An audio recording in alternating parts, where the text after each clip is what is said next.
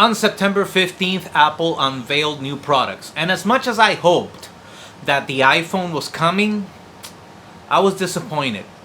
I know that there were a lot of rumors, and I'm pretty sure I mentioned either on my page, or if not, I'm sure I mentioned it to friends that asked me about it, that the iPhone was not coming, but I still kept hope. And I was disappointed not only because of that, but because of many other reasons why Apple disappointed me in that presentation. You know what? I'm not gonna say anymore. Let's just get into it.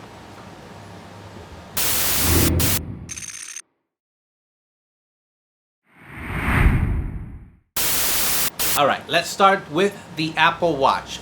They introduced a new Apple Watch, which is the Series 6. The Apple Watch Series 6 will start at $399 and go all the way up to $849. It's okay. I'm gonna let you know later whether it's worth the upgrade depending on what you have. If you don't have absolutely nothing, it's a great watch if you have an iPhone, so you could be able to consider that for yourself. But let's keep talking about the rest of this Apple Watch.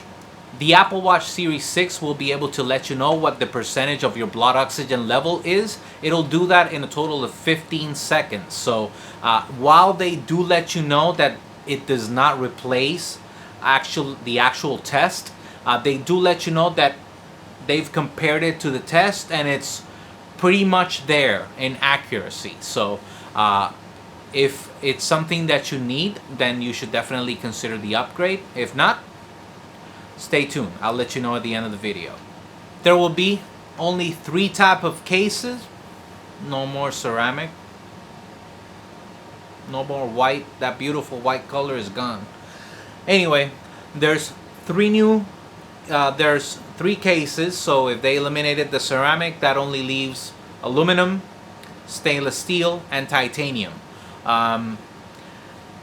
The titanium is the most expensive now, and it's honestly a little disappointing because I know titanium is more expensive than stainless steel, but if you put an aluminum Apple Watch right beside a titanium Apple Watch, nobody's going to be able to tell the difference until they flip it around and they read which is which. And aside from the slight difference in the color, that's it. I mean, I don't know, making the most expensive Apple Watch look like the most inexpensive Apple Watch, I don't know. I think they messed up there. The Apple Watch has new colors. Yes, finally, new colors. The product red, which is, in my opinion, the prettiest one. Honestly, it's the nicest looking. And also a blue Apple Watch. Basically confirming that a blue iPhone is coming. Because if you want your blue iPhone to match with your watch, get a blue Apple Watch. Now people are going to say, okay, then why did they think about the product red? There's a product red iPhone SE, and the iPhone SE is selling big time. Now, I don't know if somebody's going to spend the same amount on a watch as they did on the phone, but there's some people that will. And if you do, you can get your matching watch. A new Apple Watch was announced. It's the Apple Watch SE, that it will be the middle tier now. It is $279. I don't know if it's an Apple Watch Series 4 or a Series 4.5, because it has a lot of things from the Series 4 and only one thing from the Series 5, which is the processor. Everything else is Series 4. No always on display, etc. From the other things that they presented, they let us know that in the new Watch OS, there will be the family setup feature, which will allow you to install or set up more than one Apple Watch with one iPhone, with the same iPhone. I found it kind of creepy. I mean, to each their own, right? But I don't know, you having that much control over where your child is, I don't know. Anyway, And after they let us know that they configured the family setup, they went from up here in intensity level or hypeness level or hype level right down to the ground, letting people know that the new Apple Watch will not ship with the charging brick. And I know there's a lot of people, there's different opinions out there, there's people that care, there's people that don't care. I'm on the side that cares. For one simple reason. You're telling me now that I can buy a watch for my child, set it up, and he can have his own watch. What is he going to charge it with if you're taking away the charging brick? If it's for a child, it's their first watch. If I'm buying the watch, it's because they don't have a phone. I don't want them to have a phone. So, you're not giving me a charging brick. I don't know. I don't know what they're thinking, honestly. I don't get it. But, apparently that's what they plan to do. They eased it in with the Apple Watch. So, whenever they introduce the iPhone, it'll be like, yeah, okay, fine, whatever. I will never get over it, though, honestly. Especially when I was finally supposed to get fast charging, because I still rock an iPhone XR. I mean, an iPhone XS Max. Moving on, the other thing that they presented today on September 15th, not today, today is the 16th. The next thing they presented was new iPads. Let's start with the iPad 10.2 inch. This iPad will be $329.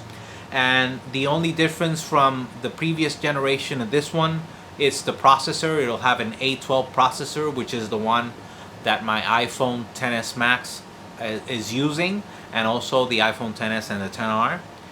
Aside from that, only other difference is not even in the iPad itself.